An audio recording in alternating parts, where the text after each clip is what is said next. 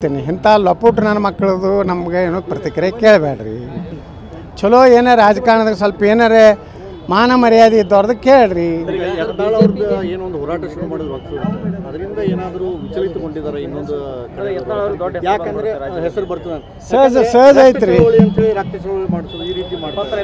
ಅಲ್ಲಿ ಎಷ್ಟು ಮಂಡ್ಯದಾಗ ಎಷ್ಟು MLA ಆರಿಸಿ ಕಳ್ಸ್ಯಾರ ರಕ್ತ ಚಳವಳಿ 6 ಮಂದಿ ಇದ್ರಪ್ಪ. ನೀವು ಹೈಲೈಟ್ ಹೊಡೆದ್ರೆ ನಾವು ಚಂತನ ಹೇ ಭಾರಿ ರಕ್ತ ರಕ್ತ ರಕ್ತ ಅದು ಯಾವ ರಕ್ತ ಐತೋ ಗೊತ್ತಿಲ್ಲ.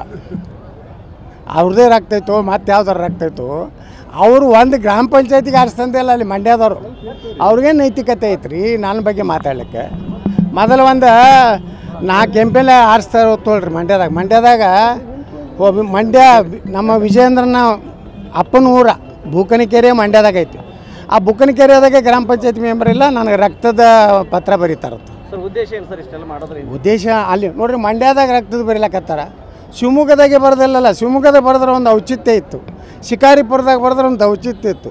ಯಾರೂ ಇಲ್ಲ. ಗ್ರಾಮ ಪಂಚಾಯತಿ ಹುಡುಕ್ಯಾಡಿದ್ರೆ ಇದು ತೊಗೊಂಡು ಹುಡುಕ್ಯಾಡಿದ್ರು ಒಂದು ಪಂಚಾಯತಿ ಮೆಂಬರ್ ಇಲ್ಲ. 6 ಮಂದಿ ಅದಾರ. ಅವ್ರಿಗೊಂದಿಟ್ಟು ದುಡ್ಡು ಕೊಟ್ಟಿರ್ತಾರೆ, ಹಿಂಗೆ ಒಂದು ಟಚಕ್ಕೆ ಚುಚ್ಕೊಂಡು ಹಿಂಗೆ ಟಚಕ್ಕೆ ಚುಚ್ತಾರೆ. ನೋಡ್ರಿ ಅವ್ರು ಏನು ಬೇಕಾದ ಮಾಡಲಿ, ನಾ ಏನು ತಲೆ ಕೊಡ್ಸೋಣ. ನೀನು ಒಮ್ಮೆ ಹೇಳಿಬಿಟ್ಟಿನ ನೀವೇನು ಶಿಫಾರಸು ಮಾಡ್ತೀರಿ ಕೋರ್ ಕಮಿಟಿಗೆ ಏನು ಬೇಕಾದ ಮಾಡ್ಕೊರಿ. ನಾವು ವಕಫ್ ಹೋರಾಟವನ್ನು ಬಿಡುವುದಿಲ್ಲ. ಪ್ರಧಾನಮಂತ್ರಿಗಳು ಹೇಳ್ದಂಗೆ ವಂಶವಾದ ಭ್ರಷ್ಟಾಚಾರ ರಾಜಕಾರಣಿಗಳ ವಿರುದ್ಧ ಅದು ನಮ್ಮ ಪಕ್ಷದ ಸ್ವಪಕ್ಷದಲ್ಲಿರಲಿ ವಿರೋಧ ಪಕ್ಷದಲ್ಲಿರಲಿ ನಾವು ಹೋರಾಟ ಮಾಡ್ತೀವಿ. ನಾವು ಸಿದ್ದರಾಮಯ್ಯ DK ಶಿವಕುಮಾರ್ ಜೋಡಿದ್ರೆ ಅಡ್ಜಸ್ಟ್ಮೆಂಟ್ ಇಲ್ಲ. ಅಡ್ಜಸ್ಟ್ಮೆಂಟ್ ಇದ್ದ ನಮ್ಮ ಸಕ್ಕರೆ ಕಾರ್ಖಾನೆಗೆ ಇಟ್ಟು ತೊಂದರೆ ಕೊಡ್ತಿರಲಿಲ್ಲ. ನನ್ನ ಮೇಲೆ 42 ಕೇಸುಗಳನ್ನು ಸಿದ್ದರಾಮಯ್ಯ DK ಶಿವಕುಮಾರ್ ಹಾಕ್ತಿರಲಿಲ್ಲ. ವಿಜಯೇಂದ್ರ ಮ್ಯಾಗ ಒಂದು ಕೇಸ್ ಹಾಕಿಲ್ಲ.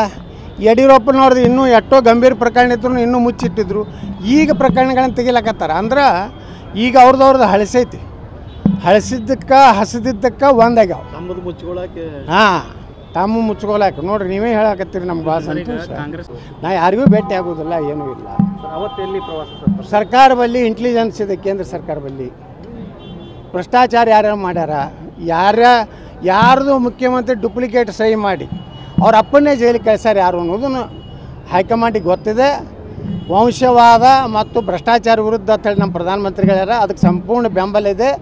ನಾ ಪ್ರಧಾನಮಂತ್ರಿಗಳೇ ಆಗ್ರಹ ಮಾಡ್ತೀನಿ, ಈ ವಂಶವಾದ ಭ್ರಷ್ಟಾಚಾರದ ವ್ಯಕ್ತಿನ ತಕ್ಷಣ ಕಿತ್ತೊಗಿಬೇಕಂತ ಆದೇಶ.